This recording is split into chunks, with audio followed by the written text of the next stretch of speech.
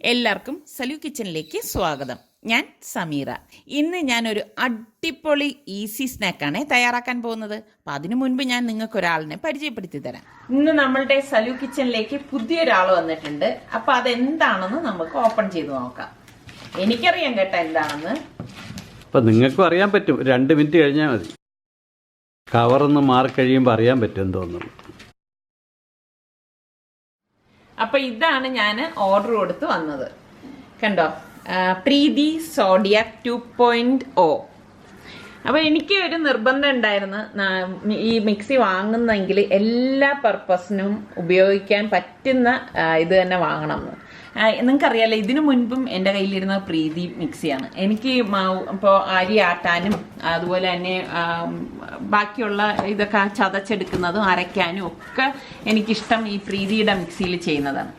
ഇപ്പം ഞാൻ ഇതിനെക്കുറിച്ച് പലരിടത്തും ചോദിച്ചപ്പോഴേക്ക് നല്ല അഭിപ്രായമാണ് പറഞ്ഞത്. ഇതാകുമ്പോൾ എല്ലാ ഇതുമുണ്ട്. കാരണം നമുക്ക് മാവ് കുഴയ്ക്കാം, അരയ്ക്കാം, ചതയ്ക്കാം, ജ്യൂസ് അടിക്കാം, എല്ലാ പർപ്പസും ഉള്ളതാണ്.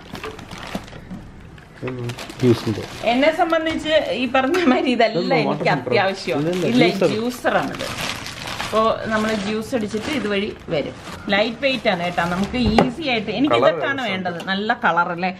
ഇതെല്ലാം ഞാനിങ്ങനെ നോക്കിയിട്ടാണ് ഇത് ചെയ്തത്. ഇതേ കണ്ടോ, എല്ലാ ഇതും ഉണ്ട്.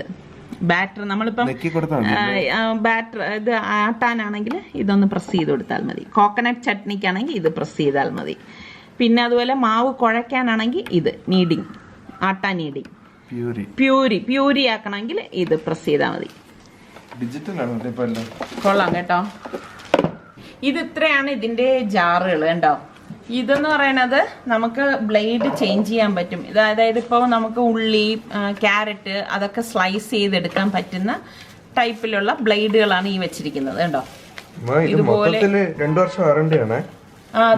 മോട്ടറിന് 5 വർഷം വാറണ്ടി.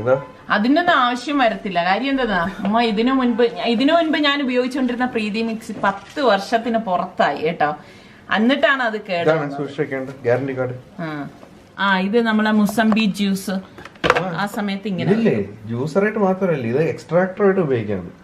അതാണ് ഈ അകത്ത് അകത്തുള്ള നമ്മൾ സെറ്റിംഗ്, നമ്മൾ ഈ അറേഞ്ച്മെന്റ് ഇല്ലേ, അത് മാറുന്നതനുസരിച്ച് ഒന്നെങ്കിൽ ജ്യൂസർ ആവും അല്ലെങ്കിൽ എക്സ്ട്രാക്ടർ ആവും. ഇതിങ്ങനെ ജ്യൂസ്, ഇത് മുസംബി ചുമ്മാ വെച്ചെടുത്തതില്ല, കറങ്ങുമായിരിക്കും.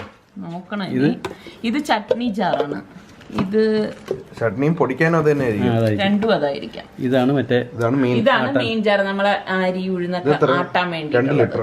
എന്തായാലും ഇപ്പൊ ഈ പറഞ്ഞ മാതിരി നമ്മൾ ഈ അടിക്കടി വാങ്ങാനൊന്നും പോകുന്നില്ലല്ലോ. അതിപ്പം ഞാൻ പറഞ്ഞില്ലേ, മറ്റേത് എത്ര വർഷമായതാണ്.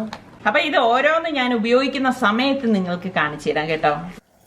ഈ ഈസി സ്നാക്ക് ഉണ്ടാക്കാൻ വേണ്ടിയിട്ട് ഞാൻ ഒരു പാത്രത്തിൽ കുറച്ച് വെള്ളം വെച്ചിട്ട് ഇതുപോലെ ഒരു സ്റ്റീമർ മുകളിൽ വെച്ചിട്ട് ഞാനിവിടെ 3 പൊട്ടറ്റോ ഇതുപോലെ ചെറുതായിട്ട് കട്ട് ചെയ്തെടുത്തിട്ടുണ്ട്. അത് ഇതിലേക്ക് ഇട്ടിട്ട് ആവിയേറ്റി എടുക്കുകയാണ് ചെയ്യുന്നത്. നിങ്ങൾ എങ്ങനെയാണോ ആവിയേറ്റുന്നത് അതുപോലെ ആവിയേറ്റി എടുത്താൽ മതി കേട്ടോ. പുഴുങ്ങിയെടുക്കരുതേ. പുഴുങ്ങിയെടുത്താൽ ഇത് ശരിയാവത്തില്ല. ഇതിപ്പം സ്റ്റീമൊക്കെ വെന്ത് വന്നിട്ടുണ്ട്. നമ്മൾ ഇതിൽ നിന്ന് ഒരു പൊട്ടറ്റോ എടുത്ത് നോക്കണം, ഇത് വെന്തിട്ടുണ്ടോ എന്ന് ഉറപ്പായ ശേഷം മാത്രം നമുക്ക് ഇത് സ്റ്റീമറിൽ നിന്ന് മാറ്റാം. ഇവിടെ ഇപ്പോൾ പൊട്ടറ്റോ അതേ നന്നായിട്ട് വെന്ത് വന്നിട്ടുണ്ട്. ഈ വെന്ത പൊട്ടറ്റോ ഫുഡ് പ്രോസസ്സറിൻ്റെ ജാറിലേക്ക് ഇട്ട് കൊടുക്കും.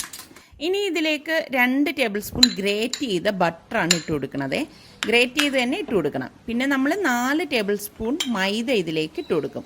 മൈദയ്ക്ക് പകരം നിങ്ങൾക്ക് ഗോതമ്പ് പൊടി വേണമെങ്കിലും ചേർത്ത് കൊടുക്കാം. പിന്നെ 1 ടീസ്പൂൺ കുരുമുളക് പൊടി, 1 ടേബിൾ സ്പൂൺ ഒറിഗാനോ ഒക്കെ ഇടുമ്പോൾ ഒരു പ്രത്യേക ടേസ്റ്റാണ്. പിന്നെ നമുക്ക് പാകത്തിനുള്ള ഉപ്പും കൂടി ഇട്ടിട്ട് ഇനി ഈ പ്രോസസ്സർ അടച്ചിട്ട് ഒന്ന് പൾസ് ചെയ്തെടുക്കണം. അപ്പം നിങ്ങളുടെ കയ്യിൽ പ്രോസസ്സർ ഇല്ലെങ്കിലും കുഴപ്പമൊന്നുമില്ല കേട്ടോ. ഇത് പുതിയതായതുകൊണ്ട് എനിക്കൊരു ആഗ്രഹം കൊണ്ട് ഞാൻ ഇതിലിട്ട് ഒന്ന് അടിച്ചെടുക്കുന്നതാണ്. അപ്പം നമ്മളുടെ കൈ കൊണ്ട് ഇത് നന്നായിട്ട് നമുക്ക് കുഴച്ചെടുക്കാൻ പറ്റും. അപ്പം ഞാനിതൊന്ന് അടിച്ച ശേഷം ഇതിൻ്റെ അടപ്പൊന്ന് മാറ്റിയിട്ട് ഇതൊന്ന് ഇളക്കി കൊടുക്കും.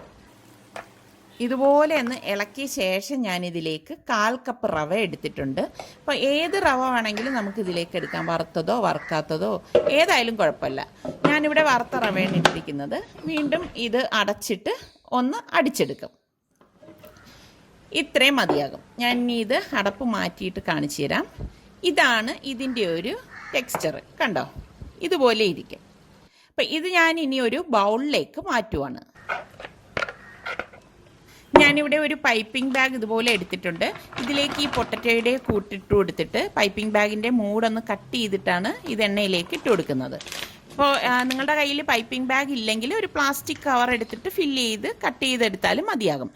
ഇത് ഫ്രൈ ചെയ്തെടുക്കാനുള്ള എണ്ണ ഒഴിച്ചിട്ട് എണ്ണ നന്നായിട്ട് ചൂടാകുമ്പോഴേക്ക് പൈപ്പിംഗ് ബാഗിൽ നിന്ന് ഇതുപോലെ ഞാൻ എണ്ണയിലേക്ക് ഇട്ടിട്ട് ഒരു കത്തി കൊണ്ട് ഇതുപോലെ ഒന്ന് കട്ട് ചെയ്ത് വിട്ട് കൊടുക്കും. ഏത് ഷേപ്പ് വേണമെങ്കിലും നമുക്ക് ഇഷ്ടമുള്ള രീതിയിൽ ഇത് തയ്യാറാക്കി എടുക്കാം കേട്ടോ. അതൊക്കെ അവനവൻ്റെ മനോധർമ്മം അനുസരിച്ച് ചെയ്താൽ മതി.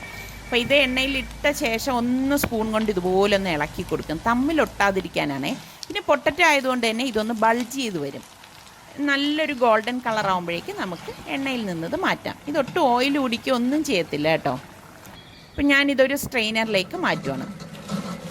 അപ്പോൾ നമ്മുടെ ഈസി അടിപൊളി പൊട്ടറ്റോ സ്നാക്ക് ഇവിടെ തയ്യാറായിട്ടുണ്ട്. നിങ്ങളെല്ലാവരും ട്രൈ ചെയ്ത് നോക്കിയിട്ട് എനിക്കൊന്ന് റിപ്ലൈ തരണേ.